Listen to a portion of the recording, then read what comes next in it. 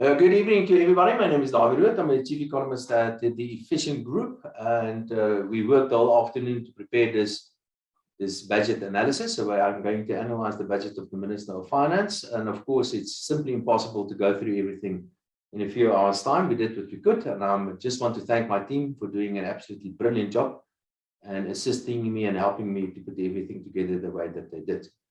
So again, welcome here, and I call it like a cat on a hot tin roof, the budget, the 22 budget, because that is pretty much where we are. If you look at the Minister of Finance, I think he did quite a good job. That was my overall impressions. I think he's got a lot of self-confidence, and I think he touched on most of the important things. But of course, as always, there were a couple of surprises, and I would like to go through some of those surprises. I will be showing this specific graph a number of times. This specific graph is simply the state revenue and state expenditure as a percentage of GDP. The dotted line there on the right-hand side, that means that after that are estimates. So the red line is state spending and the blue line is state revenue as a percentage of GDP. Now, clearly, as one can see, if you look at the red line, for instance, and like I've said, I will repeat this graph a number of times, the Minister of Finance, as always, predict that in 2 years' time, they will start spending less. As you can clearly see, there's a bit of a downward trend on the spending number, and that's the red line over there. On the revenue number, the blue line, that is slowly trending up over the next couple of years. And if you look at the current financial year, you see there's a bit of a dip, or rather the previous financial year, a bit of a dip. And that is when the economy was in a lockdown as well. The gap between these two numbers is referred to as the fiscal deficit. And as you can see, the fiscal deficit is quite wide. Many, many years since we've had a fiscal surplus, and only in 2007, 2008, we had a surplus the last time. And now we're running a very, very large fiscal deficit. Of course, if you keep on borrowing money, this is what happens. Your debt levels keep on going up. And here are a couple of precedents that we've had. During the time, for example, at the end of the Mbeki era, state debt levels came down to around about 25% of GDP. And then it was beginning of the state capture era and some other eras. And we can see the dramatic increase in state debt relative to GDP. For the past 10 years, in fact, state debt relative to GDP more than doubled. It's become completely and totally unsustainable. Currently, state debt levels around about 70% of GDP. All right, before I get to the presentation, there's a QR code in front of you. Take your camera, take a picture of this QR code. If you want this presentation, then I'll send it to you. Everything will be on this QR code. Just follow the steps. Send, and you will ask your questions wherever you want. If you want this presentation, I will forward it to you. It will be my pleasure, of course. If you want to have any economic questions or anything else, finances, or whatever the case may be, if you want me to come and do a presentation to your clients, I would be more than happy to come and do this. So take a picture of this QR code, and the last slide on this presentation, I will repeat it again. Let's get started with the presentation on the budget. Before I get to the budget, I just want to sketch in a way the global context, what is going on globally. A couple of things that the Minister of Finance touched upon as well, and a couple of things that are important to me. What we are currently experiencing globally is that world economies are opening up. As world economies are opening up, we see the surge in demand globally. And if you have the surge in demand globally, then of course it leads to usually to an increase in inflation. What we are currently seeing is the strongest bout of inflation internationally that we have seen for many years, in fact, for the past 40 years. South Africa, of course, is different, but internationally, inflationary pressures are picking up quite a lot. There's the big debate amongst economists: is this temporary, or is this more of a permanent nature inflation that we're currently experiencing? My view is that inflation internationally will come down as some of these bottlenecks are addressed, but inflation is likely to stabilize slightly higher than what we had previously. I would say international inflation in the next year or two or so, roughly about 3% or so. Currently, the US inflation is in excess of 7%, 7.5%.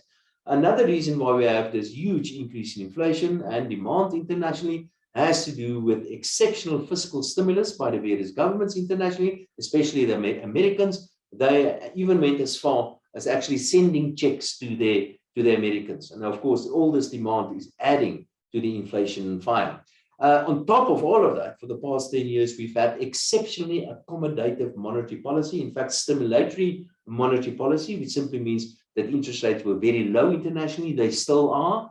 And the central banks are also doing something called quantitative easing. They're printing money, and like there is no tomorrow.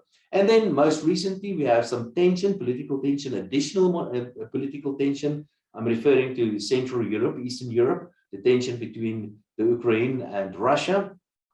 That can have all sort of negative consequences. We already see the oil price going up to close to $100 for a barrel of Brent.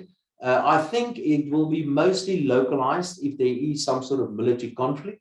It will be mostly localized, but there's always the possibility that the big guns can get involved. If NATO gets involved, if the US gets involved, then I'm afraid it can have some serious negative impacts on the world financial markets and especially on commodity prices. But I'm also concerned if the big guys get involved in the Ukraine, then there's a good possibility that China can make use of this opportunity to invade Taiwan. And that, of course, can lead to some serious world military conflict. But for now, I'm not too concerned. For now, I think it will remain fairly localized. The commodity cycle, we've got a very strong commodity cycle at the moment because of reasons like, for example, opening up of economies worldwide. We saw it's a good news story and a bad news story for South Africa. The good news story certainly is with commodities going up. We're exporting like crazy. We're running a very, very strong and a very nice trade balance and a surplus on our current account. I'll get back to this a little bit later. And of course, as these companies export all these commodities, the Minister of Finance is collecting a lot more additional revenue. And I'll get to that a little bit later. The downside to the strong commodity cycle, of course, is that the oil price is also up. And oil is South Africa's most important import product. And we all know what's been happening to the petrol price recently. So I'll be touching on that a little bit later as well. So currently we have a balance of payments or surplus on a current account. So that leads to an inflow of capital in South Africa, a relatively strong currency. And of course, the Minister of Finance making a lot of money. And that is what is important here, it's supporting the exchange rate of the currency. I think especially emerging economies are quite, if there's an increase in interest rates in the United States, emerging economies are quite exposed to that. An increase in interest rates in the US, as an example, will lead to the US dollar going up or stronger US dollar, and that can suddenly lead to a significant fall in commodity prices, and that will lead then to a significant fall in the value of these emerging currencies. I'm concerned about that, of the possibility of currencies, especially emerging currencies, coming under pressure the moment the commodity cycle changes. And something else is a bit of a riddle, especially in the richer countries in the world. Somehow unemployment levels are falling and people are just not going back to work. Employment levels are not increasing necessarily, but unemployment levels are not increasing.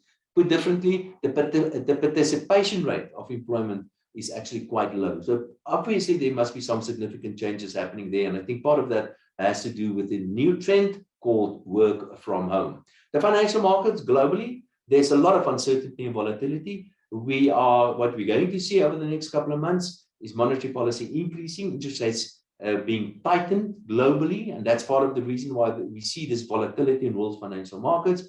The big question is, especially the big companies, especially the big tech companies, will they be able to maintain their current earnings, very strong earnings growth, what we've seen recently, because that will determine what happens to their prices eventually. And then, of course, what is going to happen to the oil price itself. The Minister of Finance, in his budget, not in his speech, but in the budget documents, actually expect the oil price to come down over the next couple of years to about $70, $80 a barrel or so. Currently, the oil price is close to about $100 a barrel. So, and many of his estimates, by the way, many of his expectations then is based on an oil price actually coming lower, which will affect things like, for example, interest rates and inflation rate and so on.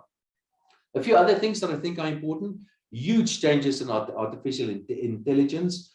Retail, the way that we're shopping is changing quite dramatically. Take a lot.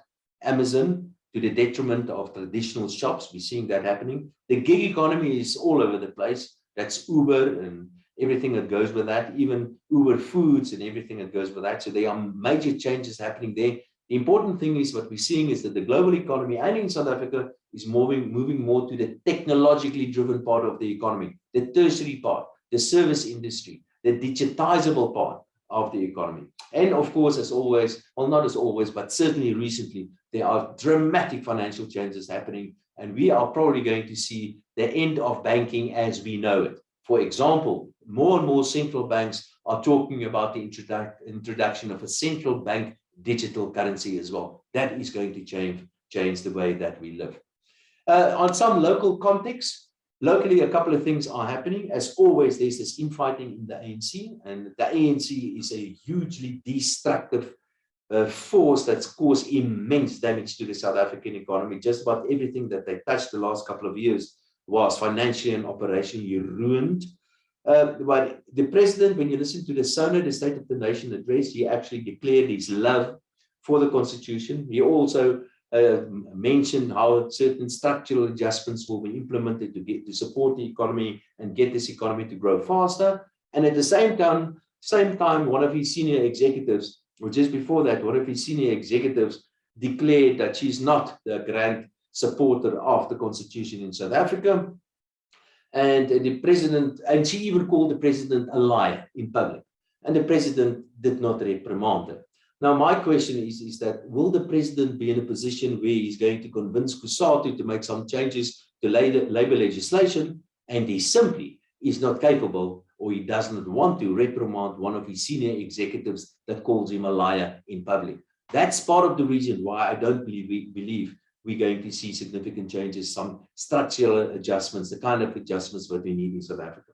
And as always, we always know this, it's a continuation of mismanagement, corruption, and incompetence and all of that. I've got some slides on that. We've got a new Minister of Finance. This is his maiden speech as the Minister of Finance. It is a bit unfortunate about that, the little skeleton in the closet.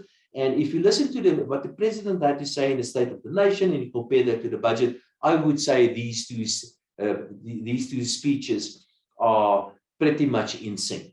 A lot of what the Minister of Finance said in his budget speech was actually because of what the president said earlier in the State of the Nation address. In the meantime, so part of the context as well.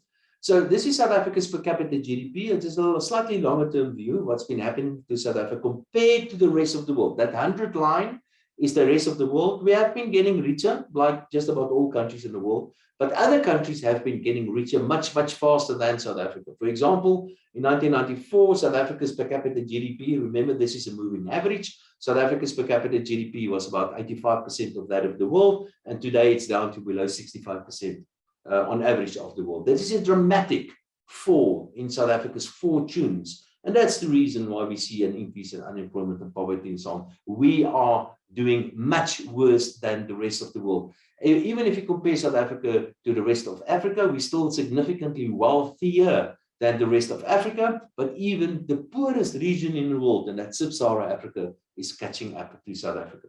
This is South Africa, much more dramatic. I included this specific graph because it just goes to show what can happen if you really want to. And this is South Africa's per capita GDP compared to that of China. And in 1994, South Africa's per capita GDP was 4.5 times that of the average Chinese. And today, South Africa's per capita GDP is roughly half of that of the average Chinese. This is dramatic, nothing but absolutely dramatic. I know the Chinese economy grew very, very strongly the last couple of years, but why did we not? Why didn't we do what the Chinese did to make the South African people much wealthier than what we are currently? Here, this is part of the reason. Again, this is a moving average.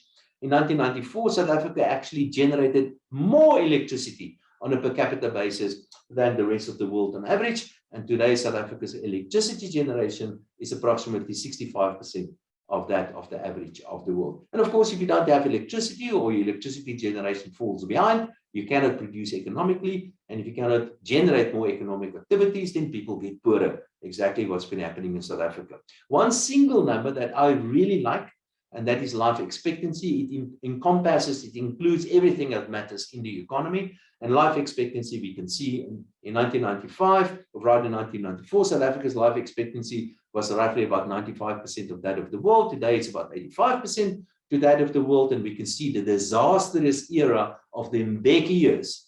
And that was because of these AIDS denial. And one of the very few things that Zuma did right was the implementation of the change in the AIDS policy of the ANC. But still, it didn't really help that. It helped quite a lot, but South Africa's life expectancy is still well below that of the rest of the world. It is even below that of Sub-Saharan Africa. South Africa's life expectancy lower than that of Sub-Saharan Africa today. And of course, if you do all these sort of things, people don't like you. Here are some indices from the World Bank. This is the perception of South Africans when it comes to corruption. We can clearly see we think South Africa is quite a corrupt place. This is an index suggesting our perception on the effectiveness of government. Is government doing a good job? Are they effective? Are they efficient? If you apply for a driver's license, are you going to get it? The answer is no. That's the perception of South Africans. This is something else that I'm very, very concerned about. We can remember at the beginning, South Africa, at the beginning of the new South Africa, we had political stability was quite low in South Africa. We had a lot of violence. It improved quite dramatically after the first couple of years of the new South Africa.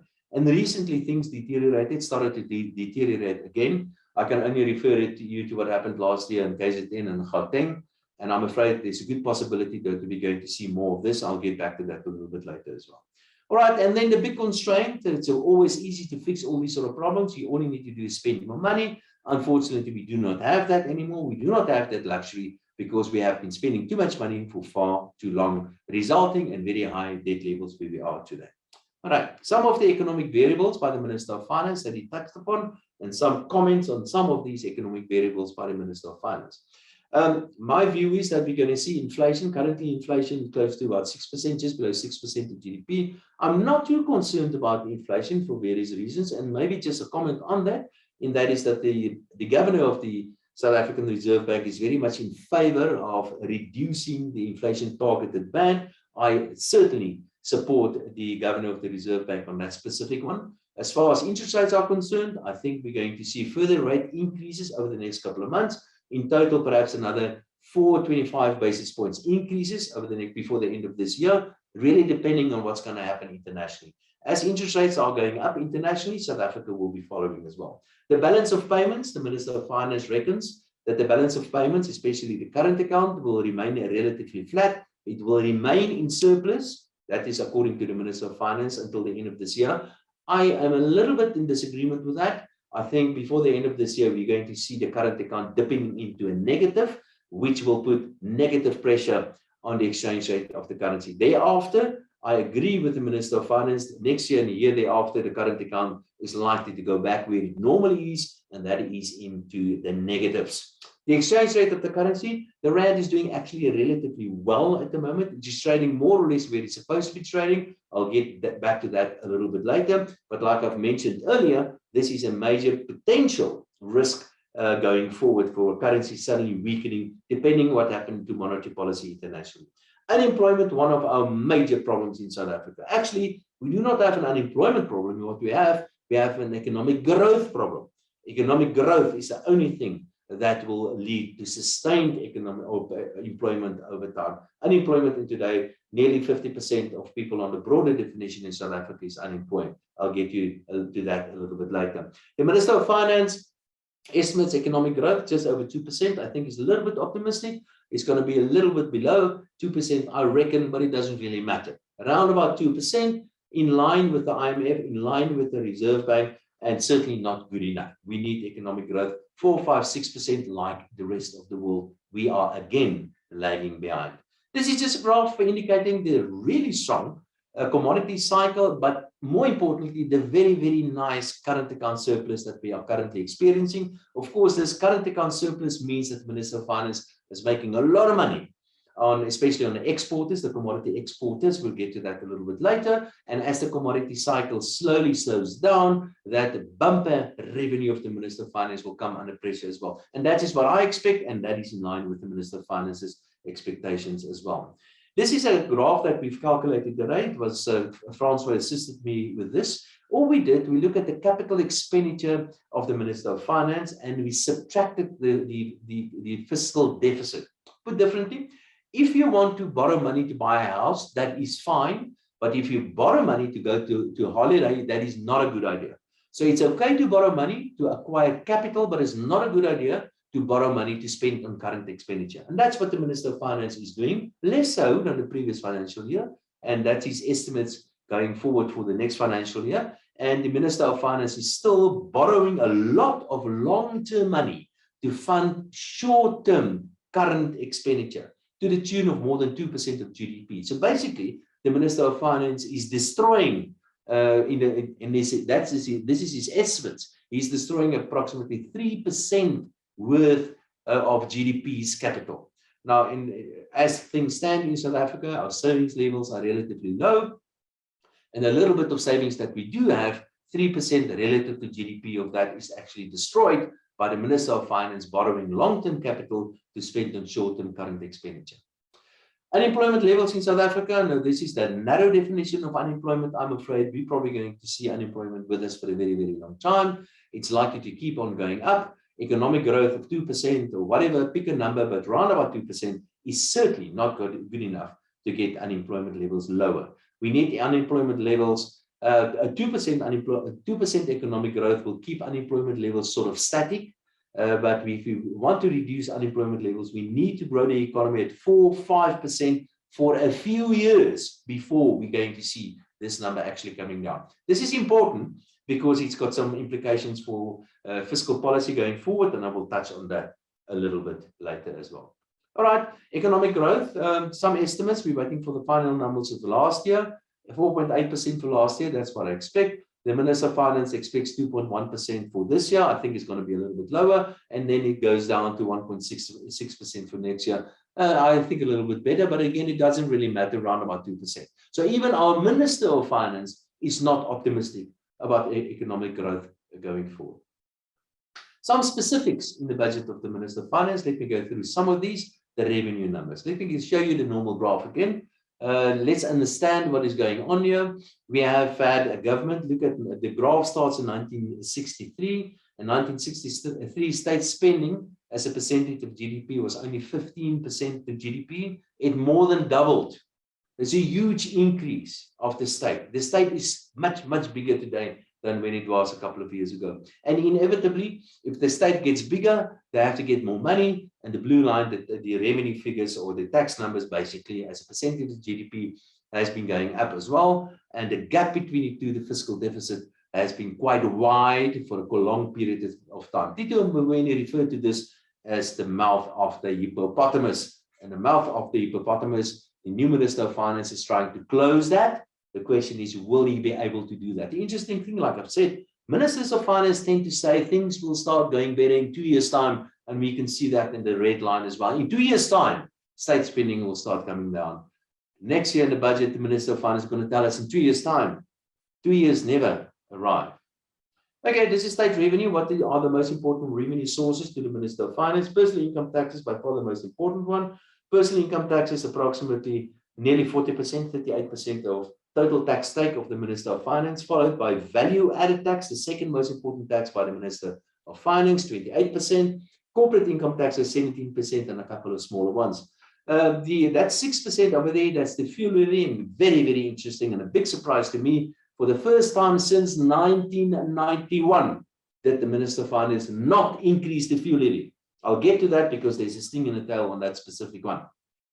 This is the composition of state revenue. You can see customs union, South African Customs Union, we contribute, or put differently, we take 44 billion rand of the money that we collect in South Africa, and we transfer this to the custom unions partners around us. So they get 44 billion rand every year from South Africa because they are members of the South African Customs Union. I'll get back to that specific one as well a little bit later. Some specific announcement on taxes. Personal income taxes were adjusted. The bracket were adjusted, reduced more or less by 4.5% or so. The Minister of Finance is telling us he's giving us money back. He is, of course, not giving us money back. All he's doing is simply adjusting for the effect of inflation. So the effect of inflation will be taken out of how much taxes you're going to pay in terms of personal income taxes. So that's basically not a reduction in personal income taxes, but simply keeping it where it was, more or less. So the effect of inflation has been addressed more or less. Like I said, the fuel levy, no increase in the fuel levy, no increase on the road accident fund. But remember, the road accident fund is running at a massive actual deficit. And by not increasing the levy of the road accident fund, that actual deficit will simply just keep on going up. So what we're doing here, we are, in a way, this is simply increasing debt without putting it through the current account of your fiscal accounts, basically. I can just also make a comment about the fuel levy. If I was the Minister of Finance, I certainly would have increased the fuel levy, and I would have reduced some other more damaging taxes in the economy, like, for example, the corporate income taxes. So no increase in the fuel levy. Obviously, there was a lot of pressure on the Minister of Finance not to increase the fuel levy because of the huge increases that we've seen in the petrol price recently because of factors like the high international oil price. So no increase in the fuel levy, which was wrong. I would have liked to increase the fuel levy and rather reduce some other more damaging taxes. Talking about damaging taxes, corporate income taxes will be reduced to 27% the next year. No surprise here. This was announced, in fact, 2 years ago already. There are some technical adjustments that need to take place, like, for example, only 80% of assessed losses will be allowed, for example, but still, even at 27%, South African corporate taxes is still much higher than most countries in the world. The average for our trading partners, for example, is, well, in fact, much lower than ours, is around about 23%. So we need to reduce corporate taxes by another 4% or so to bring it more in line with our most important trading partners. Sin taxes, and if you are vaping, the new tax on vaping as well. So sin taxes will increase between 4.5% and 6.5% or so. Keep in mind, during the lockdown, the government basically forced the tobacco and the alcohol industry underground, and that it resulted in a huge boost of illegal activities in alcohol and in tobacco products. And by increasing the taxes and the prices of these products, like what they've just done today, all they're going to do, they're going to support this illegal industry even further. They created, or they were partly responsible for the huge increase in these illegal industries, and now they're actually supporting them even further. The carbon fuel levy, that has the eventually implementation has been postponed. I've mentioned the sin taxes and the effect of the sin taxes. So the Minister of Finance announced that his total overrun in the revenue in the current financial year, remember the current financial year will only end at the end of March, and the overrun, according to the Minister, is going to be 182 billion rand. Just keep in mind, this is no surplus.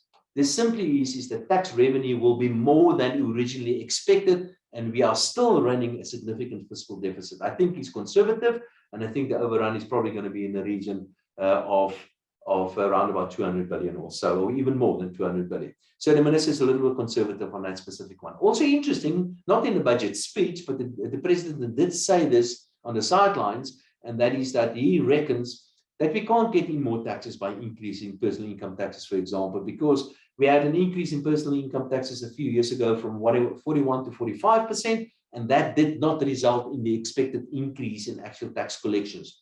So we've reached the end of that specific line. Personal income taxes cannot really be increased anymore. The same goes for corporate income taxes. And the only of the significant taxes that remains that can potentially be increased over time is value-added taxes, but politically that is, of course, extremely difficult to do. Here is something that I'm very concerned about. The Minister did announce that if your assets are worth 50 million or more, you have to declare that to SARS at market value. The reason is because they want to make sure that you don't evade taxes, that you pay all the taxes that you're supposed to be paying, because government, as we all know, is highly effective and efficient, and they're going to use your money very, very well for all sort of worthwhile causes for the people of South Africa. So if you earn 50 million rand plus, you have to make a list of all your assets and liability and give it to SARS at market value, just to make sure that your tax affairs are in order. Of course, that's not the reason. Of course, it is to make sure that your tax affairs are in order, but I have a suspicion that this could be the beginning of a wealth tax. This could be the beginning of a wealth tax, something that I'm very concerned about. This is just a quick calculations that we've done. If your income is 10,000 rand a month, for example, you're going to save about 59 rand to personal income taxes, 20,000, 156 rand to personal income taxes, 330,000 a month, 188, and so on. So not a significant fall in the adjustments of the bracket. So in the real terms, no real reduction in income taxes. Again, a little bit later, I will give you that QR code again. And have a look at this specific graph. Thank you, Francois, for completing this specific graph. Let me go through this specific graph. What we have on the left-hand side, there are 15 million personal income taxpayers in South Africa, registered personal income taxpayers, 15 million. Half of them, nearly 8 million of them, do not pay personal income tax whatsoever. Look at that top line, that 0.88%. Less than 1% of individuals in South Africa, look at the right-hand graph, pays 29% of all personal income taxes. That is 133,000 individuals. 133,000 individuals in South Africa pays nearly a third of all personal income taxes, and personal income tax is by far the most important revenue source to the Minister of Finance. And this is why the Minister of Finance said, it doesn't make sense to increase personal income taxes anymore, because those guys, if you try to get more taxes out of them, they're simply going to go away.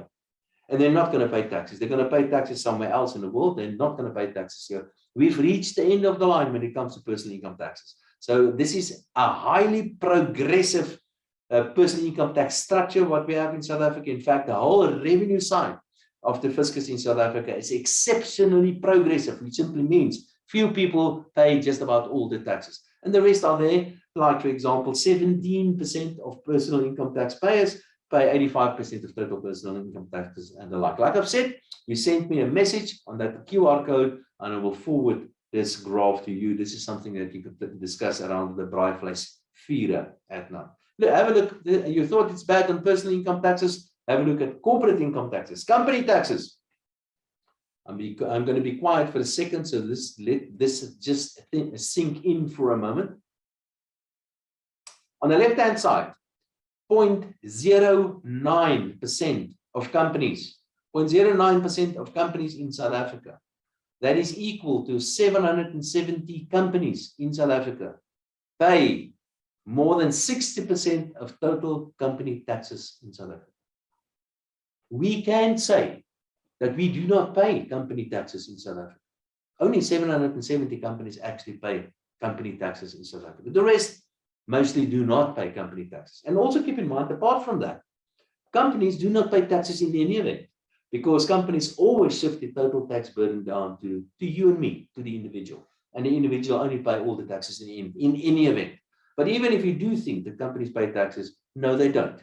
Only 770 companies actually do pay taxes. So this is why it's so important to broaden this company tax base. We have to reduce company taxes. We have to get more companies to come and do business in South Africa so that we can tax them eventually. But if we keep on taxes high the way that we are, if we keep on treating those ugly capitalists the way that we do treat them, if we keep on threatening that we're going to steal their assets, if we keep on giving them bad service, and if we keep them standing in queues to get a driver's license, for example, they're not going to do business in South Africa. We have to create an environment to get more than only 770 companies that pay taxes in South Africa.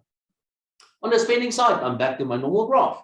So the top line, the red line, is state spending, and in 2 years' time, they're going to start cutting back on state spending relative to GDP. The bottom line, the revenue side. Let's have a look at where all this money is going to. Here's where the money is going to. Education, the biggest expense item by the Minister of Finance, 434 billion rand. That's the way education goes to. By the way, South Africa's education standard is not only bad, it's sometimes the worst in the world. Only very few companies that actually come in worse than us. Countries like, for example, Yemen come in worse than us, for instance. But education is the biggest expense item by the Minister of Finance.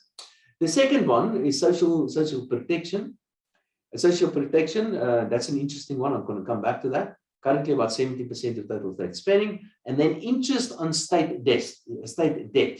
That's that gray one, that's 16%. And that's the one that's going up very, very sharply. Of all the big expense items at the moment, interest on state debt, was the state debt servicing cost, is the one that is going up the fastest at the moment. And of course, if you pay more interest, you have less money available on other things. Just another comment maybe. So education is a typical social expense item.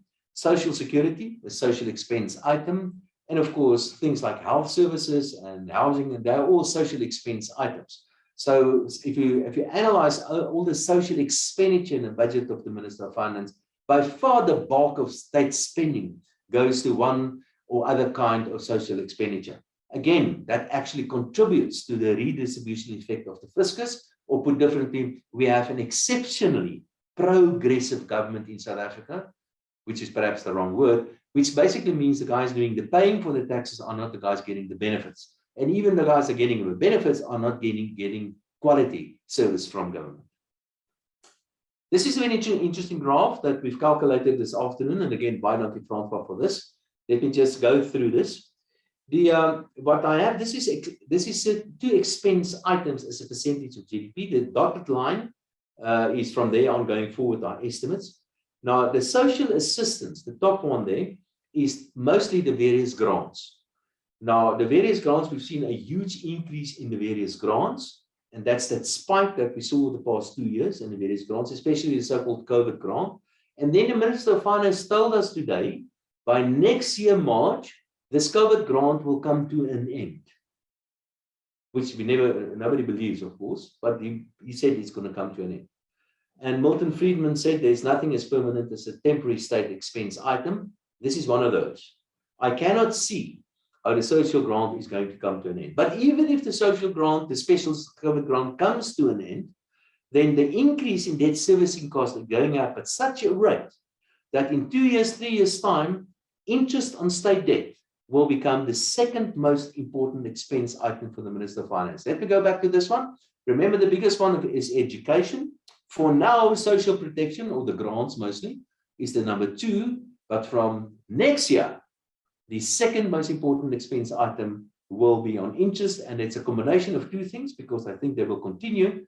It's a combination of 2 things, because the Minister of Finance says he's going to spend less on the grants, which I don't believe. And of course, in the meantime, interest on state debt is going up as well. So in 2 years' time, interest on state debt will be the second most important expense item by the Minister of Finance, provided he does not extend the grants, which I think he's going to do in any event. All right. Something that I'm quite concerned about, the President announced in Sonar that there will be a red tape SAR, which will report to the President himself. Of course, we don't need a person like that. Of course, we need to reduce red tape, but the job for the reduction in red tape is for the various ministers. It's the job of the Minister of Small Businesses to reduce red tape for small businesses. It's the Minister of Energy Affairs, Gwede Mantashe, that's his job, to make it easy and to reduce red tape for mines. Why do you need to appoint somebody else to do what those ministers are supposed to be doing? I think the point I'm trying to make is that those ministers are simply not doing their jobs. That's why the President needs to employ more people to do the job that's supposed to have been done by those ministers. The grant, I mentioned that it will be extended another 12 months. The inflation increases is more or less on the grants, is more or less in line with inflation. The Minister of Finance wants to increase the wages on the wage bill, which is far too high, by 1.8%. There's a bit of a sweetener, a 20 billion rand sweetener, but increasing the wages on average 1.8% over the next 3 years, Kusatu is going to get very, very angry. So let's see if he's going. That's a real threat to the fiscal accounts. If the civil servants decide, listen, 1.8% is not good enough, we want to get excessive increases like we've been getting the past 10 years. We want to get that again, and that can be quite disruptive. If they go on strike, they can be quite disruptive, but it's not necessarily going to be, if they don't break stuff, it's not necessarily going to be too bad for the economy. 50%, there was an increase in the youth wage support grant to 1,500 Rand, a maximum, that's 50%, a maximum of 1,500 Rand. And then there's a contingency reserve of 10 billion Rand set aside. Now that is interesting for me, because except for Eskom, the Minister of Finance did not announce major transfers to any of the other state-owned enterprises, and just about all of them are in real dire straits.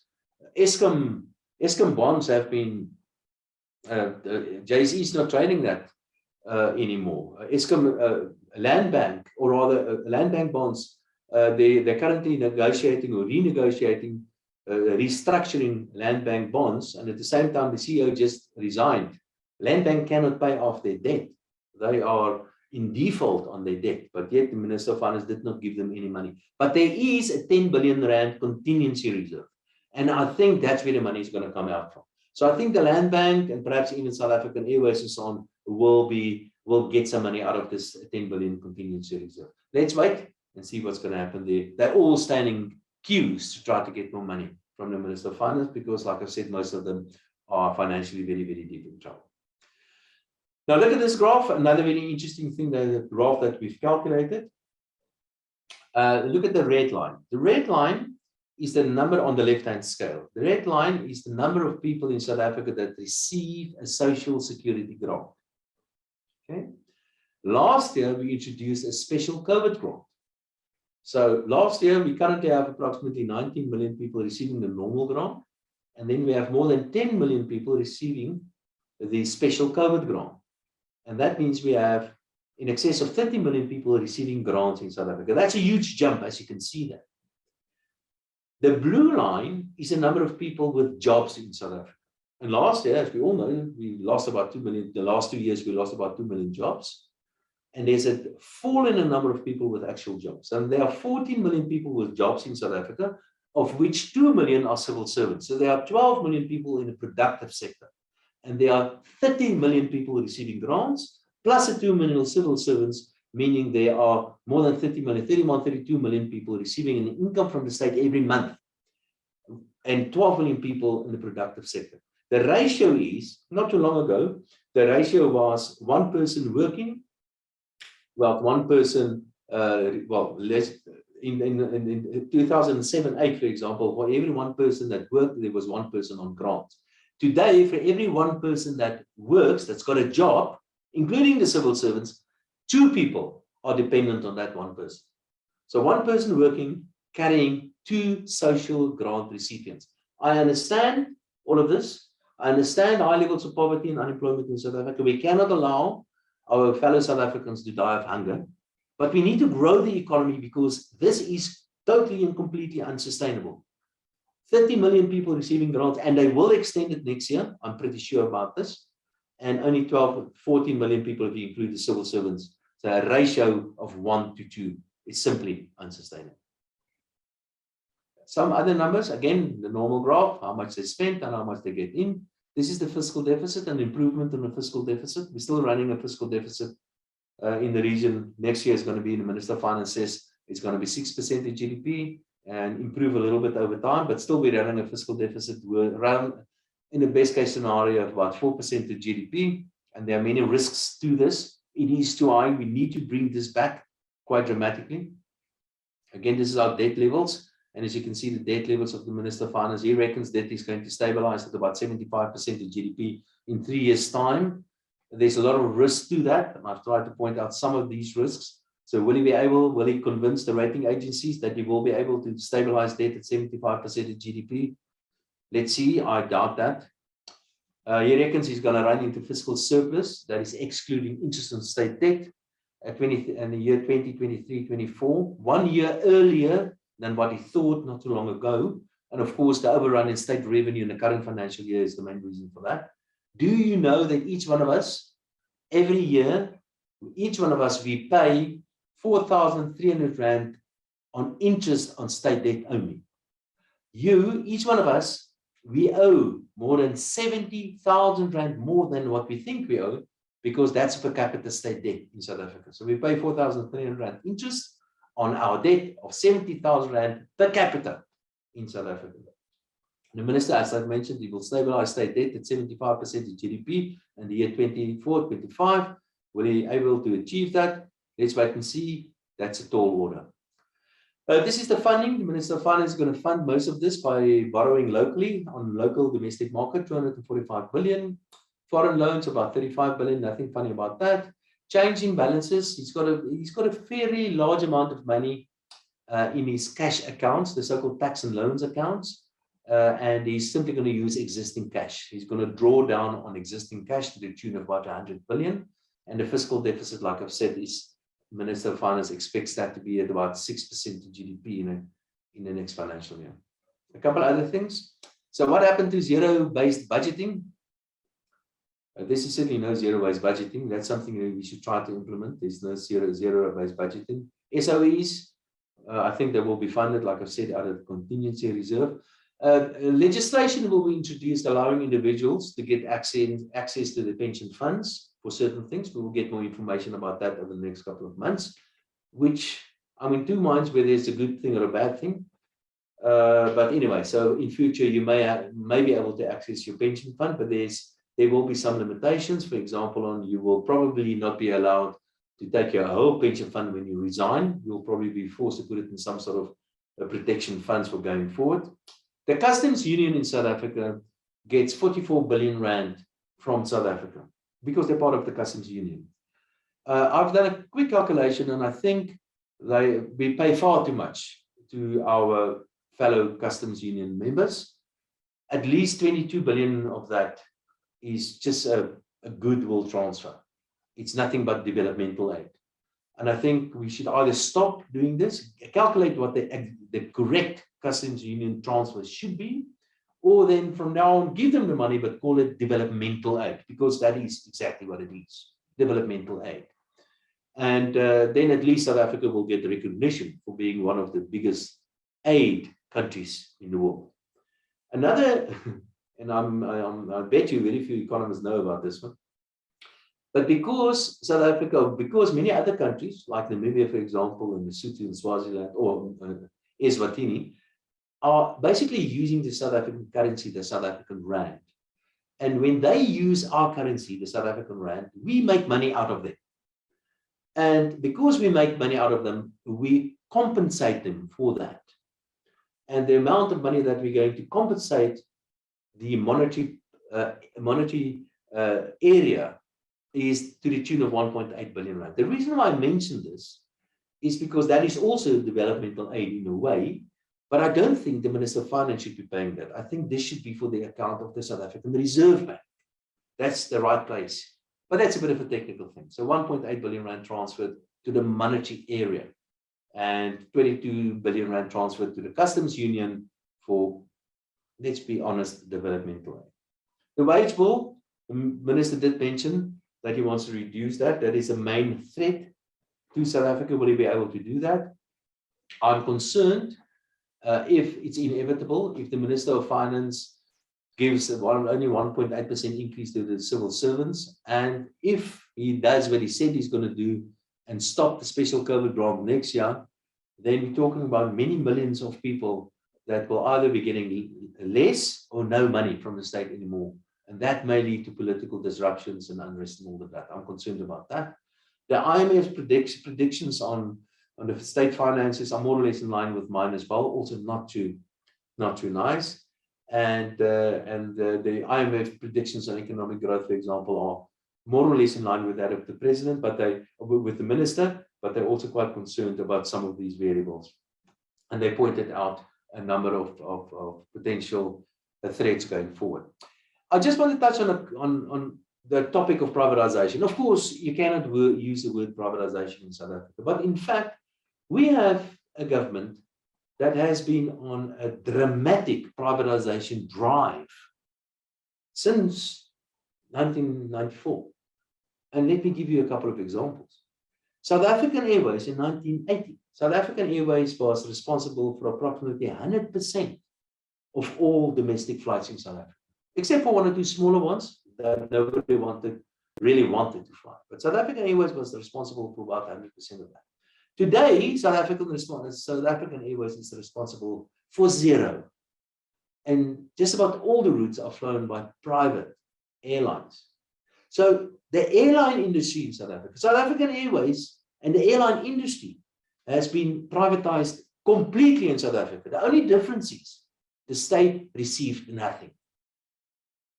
Now that doesn't make sense. The same goes for broadcasting. 100% state-owned.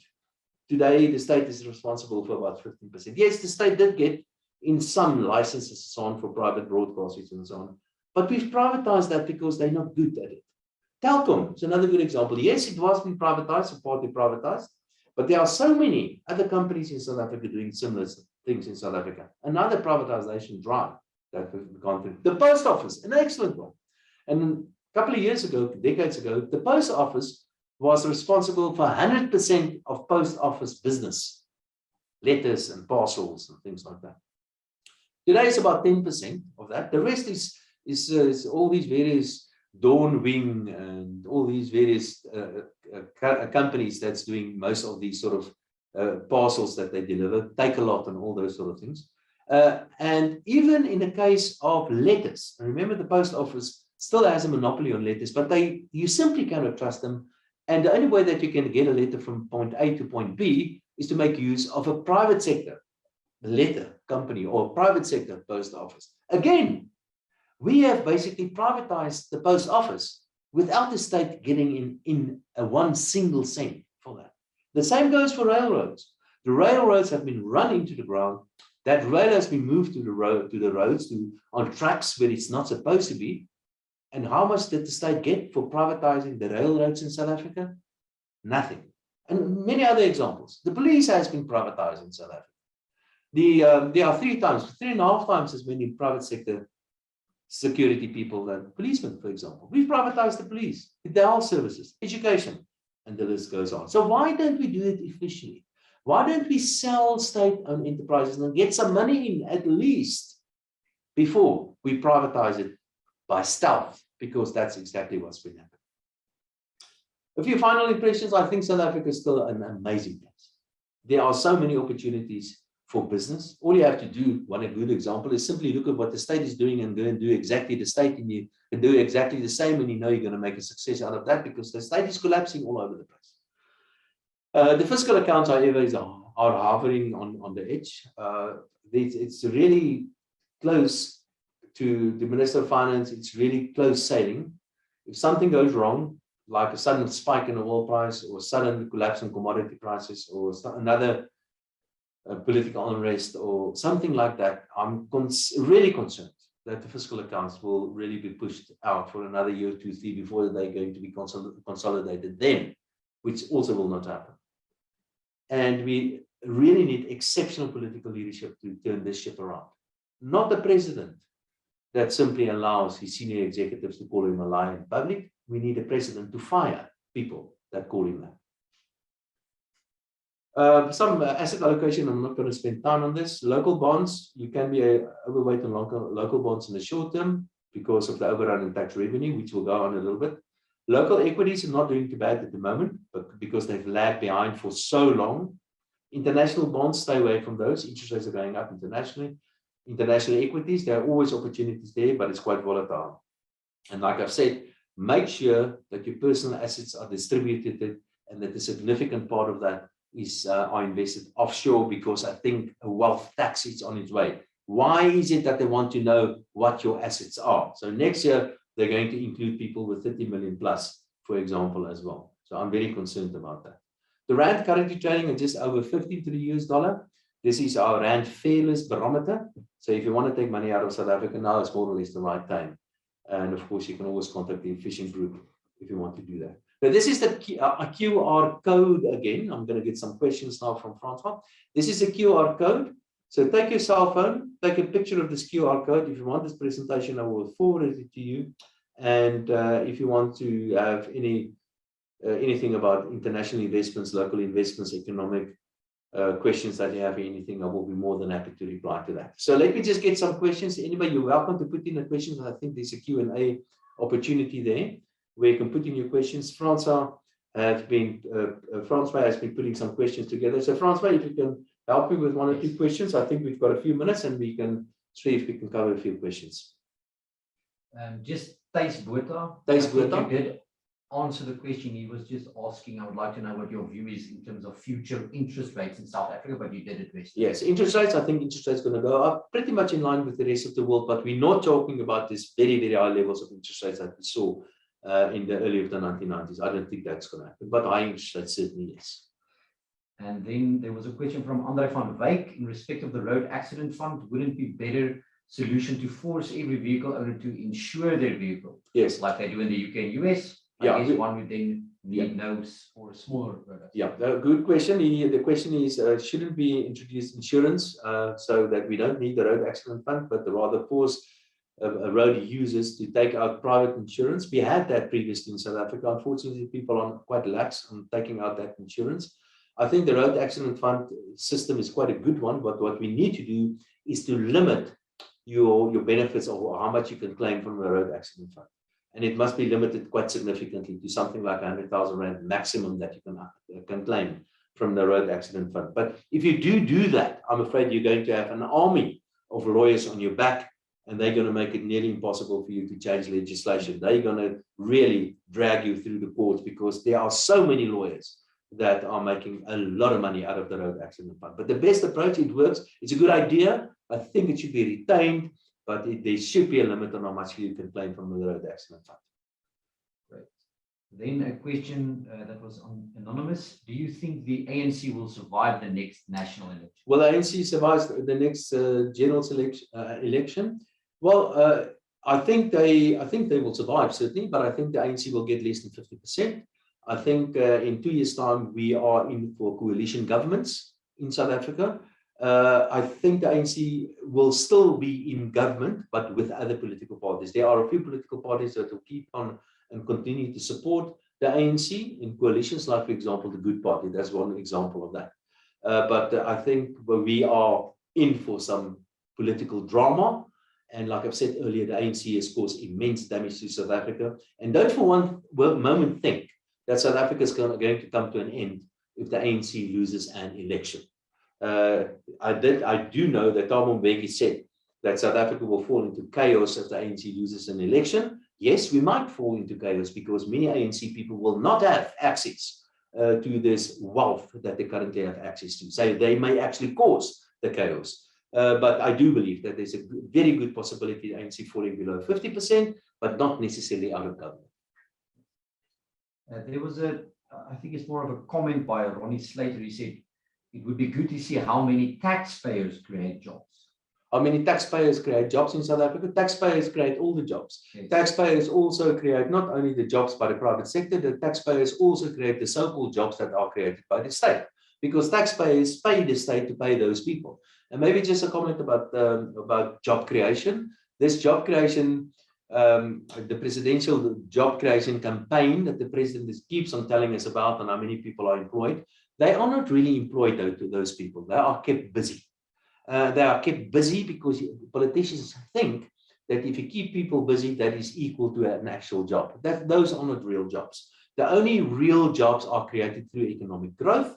And if you pay people money to wave a flag next to the road, that is not a real job. That is keeping people busy. But the private sector, the wealth creators, are the only, in the end, job creators in the country.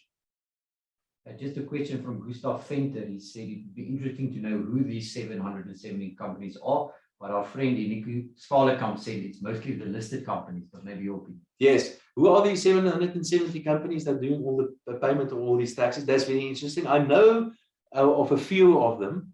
Those companies that are listed, for example, you can go through the income statements and some of them actually tell you how much personal income taxes they pay or pay as you earn, how much they transfer, how much VAT they pay, how much corporate income taxes they pay, how much dividend withholding taxes they pay, all these kind of taxes. And in fact, those companies don't only pay over all the company taxes, they pay over a lot of other taxes as well, like, for example, personal income taxes and so on. So some of them, they do make available this information, but not all of them. But I would suspect that many of those are listed companies. If you ask me really, of the 770 companies there, I would say approximately 100 of them, or maybe, no, I won't think 200. I would say 100 of them are listed companies, and the rest of them are actually, quite surprising, private sector companies that are not listed. And if the JSE does a proper job, there are at least 600 companies out there that should be listed that are not listed. Cool. Then a question from Mike Lamont. He says, what's the total government deficit per capita? I think he was referring to the 4,300 Rand that you were referring to. And then he goes on about, you said something about 70,000 Rand as well there. Oh, yes. What I did say there is that if you look at state debt, on a per capita basis, state debt in South Africa on a per capita basis is approximately 70,000 Rand per capita in South Africa. So each one of us, we owe 70,000 Rand more than what we think we owe. That's the money that the Minister of Finance borrowed on your behalf. And that means that your interest that you pay every month, I know politicians say government pays that. Government pays nothing. The taxpayer pays everything. So that interest that you pay in your 70,000 Rand debt that you have that you didn't know that you had is 4,600 Rand per annum. And that's the number of the Minister of Finance.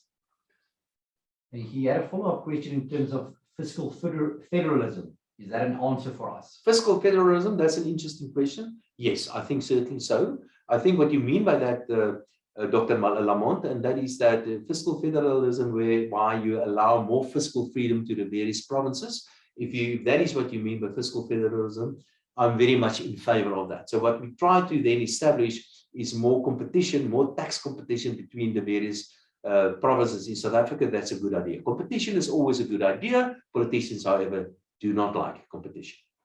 I think this is one you would like from any van Merwe. He says currencies all over the world have died out and were consolidated with stronger ones. Is there an expiry date on the Rand? Is there an expiry date on the Rand? I believe there is an expiry date on the Rand. The reason why I say so, and that is true, currencies all over the world are dying out and are being consolidated into bigger currencies. The euro is a very good example of that.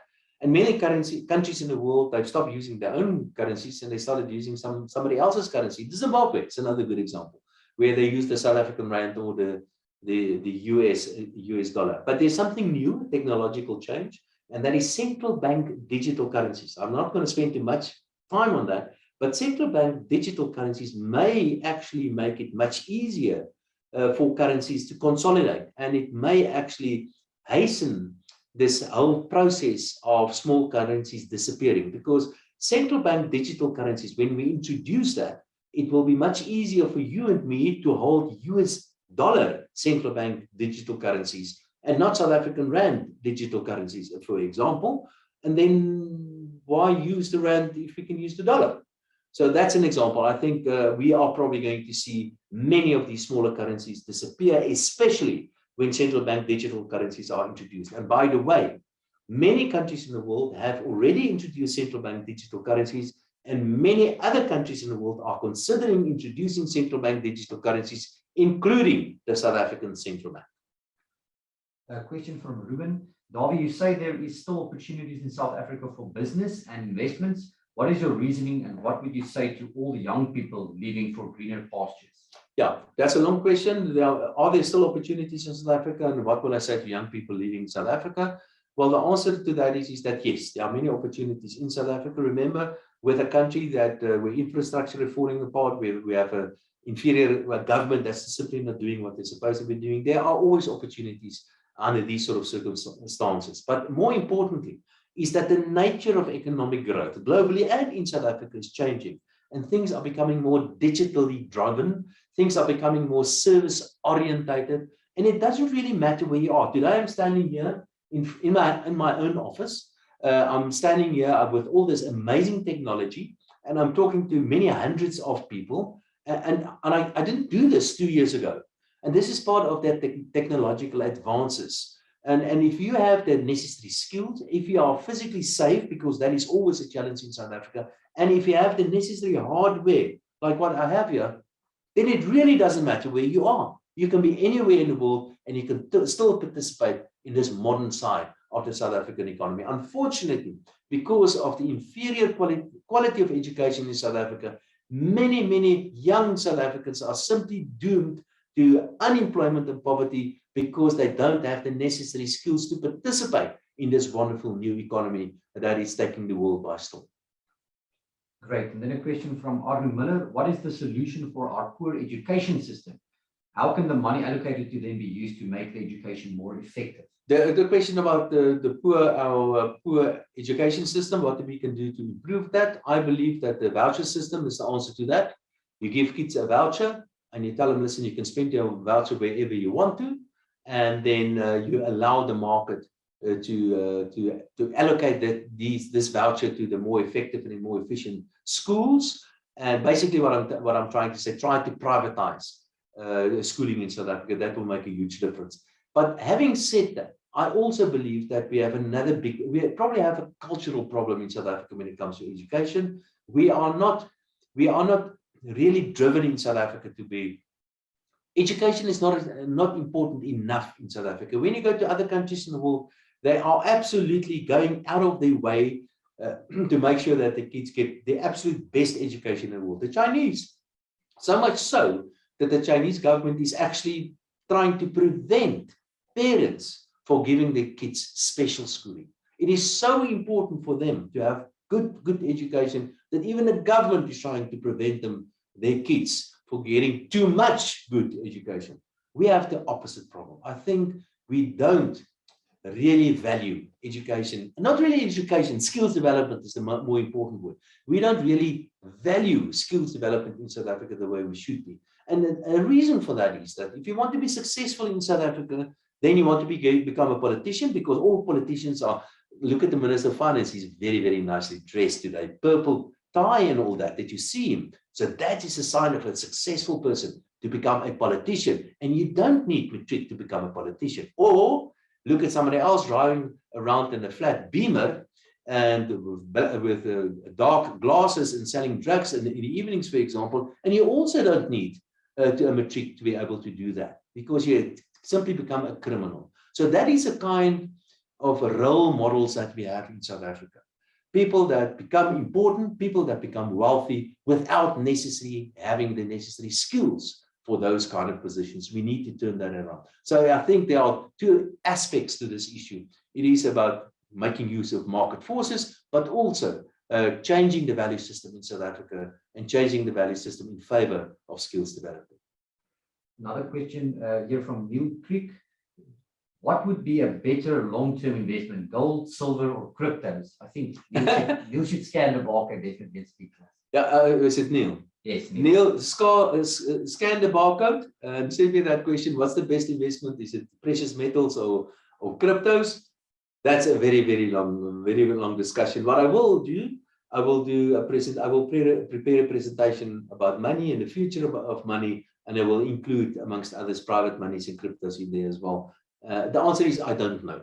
I really do not know, but I'm very, very excited about this new technology. That I can certainly say. I don't know if we have knowledge on this question. Andre van Wyk says, aren't the government employment scheme workers being paid minimum wage? Yes. How are they getting away with that? Yeah. No, in fact, government employment scheme workers, the presidential project, we're trying to create jobs, they're actually paying workers less than a minimum wage. So the state itself is actually paying less than a minimum wage, but the private sector is not allowed to do that. And yeah, but how are they getting away from unions? They're getting away from that because those people are not unionized, and it's a special temporary project, supposed to be temporary, but like I've said, temporary things become permanent. Yes. And then from Carmen, should South Africa not be focusing on anti-corruption and anti-patronage policies? The 1 trillion lost in corruption is unbelievable. Yeah, they say we've lost 1 trillion in corruption. We probably lost more, not only by corruption, by inefficiencies. Shouldn't we implement policies in order to counter that? Yes, we certainly should. But what we should also be doing is that we should have strong political leadership that can actually implement these kind of rules and regulations and laws. I think that's where the big problem is. We've got everything that we need. All we need is just implementation. I think we're running out of time, Francois. I see there's still a lot of people, so if we can do more questions, that would be... Is that fine? I'm happy to take more questions. All right. And from Zander, main points of achieving a thriving economy again. Okay, the main points, if you want to have a thriving economy, there are 3 things that are important. Only 3 things. If you do that, I guarantee you will have strong economic growth. The first one, you must protect private property rights. Because without private property rights, you cannot have free lunches. And a free lunch is free trade. Free trade means 2 individuals exchanging stuff between one another. And that by free trade and by trading things between 2 individuals, you create value out of nothing. Because without creating value out of nothing, the trade would not have taken place. Both the buyer and the seller gain from that. And you can't do that without private properties. And the third thing is you must have sound money, money that you can trust. The South African currency has lost nearly 99% of its value the past 60 years. 99% of its value. That is not sound money. So the 3 things: protect private property rights, make sure free trade takes place, and make sure money is sound. You have that, you have a successful economic recipe. From Altus, what is our geostrategic future in the region, given our resources and capabilities? Our geopolitical future in South Africa, let's call it that rather. South Africa is becoming irrelevant, more and more so. South Africa is becoming another sub-Saharan African country. We're falling behind, like I've mentioned earlier, on just about all the matrices. And in fact, when you talk about the investors in the rest of the world, they're not considering South Africa, or much less so than in the past. They rather look at places like, for example, Indonesia. They're looking at places like, for example, the tigers are back, Vietnam, those sort of places, and of course, China. Those are the places where they're looking for. South Africa is becoming much less important. South Africa's economy used to be the most sophisticated economy on the African continent. That is not the case anymore. Egypt is more sophisticated today. The South African economy used to be by far the biggest. It's not the case anymore. Nigeria is the biggest economy by far. Even South Africa used to export most vehicles on the continent of Africa. Even that position we don't hold anymore. That has been taken over by Morocco. Morocco today is the biggest exporter on the African continent of motor vehicles. And that's a very good example. Motor vehicles certainly moving to electric vehicles. They're kicking up all this dust about environmental reasons and pollution and all that, but you have to pay 25% if you want to import an electric vehicle. I don't know if we're really ready to manufacture electric vehicles in South Africa, because without a doubt, electric vehicles is going to take over from internal combustion engines. So those are some examples, but no, South Africa is slowly fading away into irrelevance. From Guy Harris, why not more support for scaling companies rather than the spray pray amongst high failure micro businesses? Yes, a very good point. What's his name? Guy. Yeah, Guy. Yes. A very good point. I know everybody's on this bandwagon about the importance of small businesses. I don't want to knock small businesses. Small businesses are, I guess, important, but the reality is, if you look at the stats, small businesses, the majority of small businesses do not survive 1 year. Small businesses do not pay taxes. I showed you that. Small businesses do not employ people. Small businesses do not really contribute that much to the economy. Small businesses are good for families, for moms and pops. And in some instances, small businesses are very, very successful, especially when there's some sort of specialized small business. I'm thinking about, for example, the various professions. Those are a good example of small businesses and very successful small businesses. But the only real benefit of a small business is a small business that eventually become a medium business and eventually become a big business.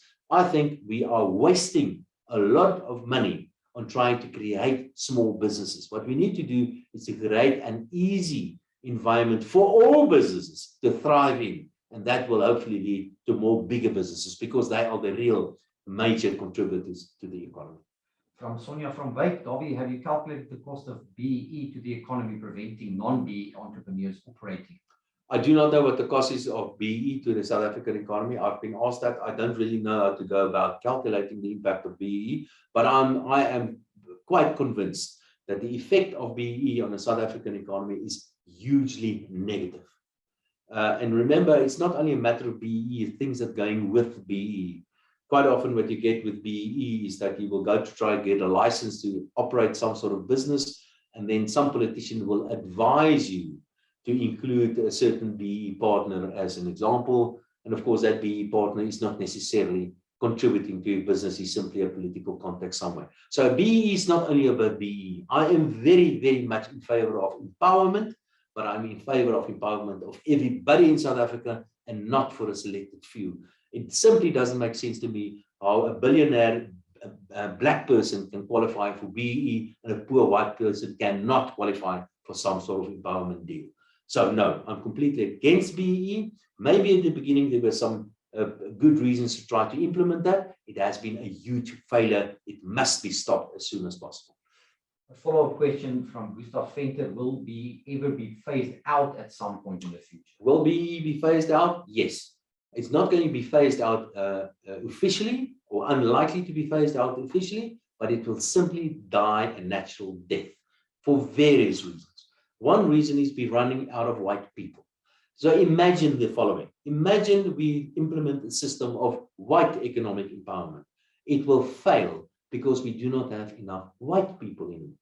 You don't need to implement BEE, because if you simply look at the demographic differences and changes in South Africa, Black people will be the majority. They are the majority by far, and eventually there simply will not be enough white people in any event. It will become irrelevant. Laila, I think this is a good question. When will an exit tax be implemented? An exit tax, in fact, there are already, if I'm not mistaken, exit taxes. If you take your money out of the country, for example, you're not allowed, if you immigrate, to simply take all your money. You have to leave it in South Africa for some time. That in itself is a tax. So and I'm not an expert on that. I think financial advisors will give you a better answer on that. And of course, take a snapshot of this QR code, and I'll make sure somebody that contact you that can actually answer that question properly. Just 2 comments maybe from Douglas Wickens. He says, to what extent do you engage with government, and has the position of Minister of Economic Affairs been offered to you? To what extent do we engage with government? And there was a time when I was invited to address the various subcommittees in Parliament many times, and I've done it many times, and it was always a pleasure for me to do that, and I enjoyed doing that, to talk about fiscal accounts and the economy in general. They do not invite me anymore. I must say, however, the South African Reserve Bank, it's very accessible. The South African Reserve Bank invites free market private sector economists all the time. They are very accessible, very easy to talk to, and they encourage dialogue between the private sector and the Reserve Bank. That is not the case with Treasury. That is not the case with Parliament anymore. And I simply do not know why not.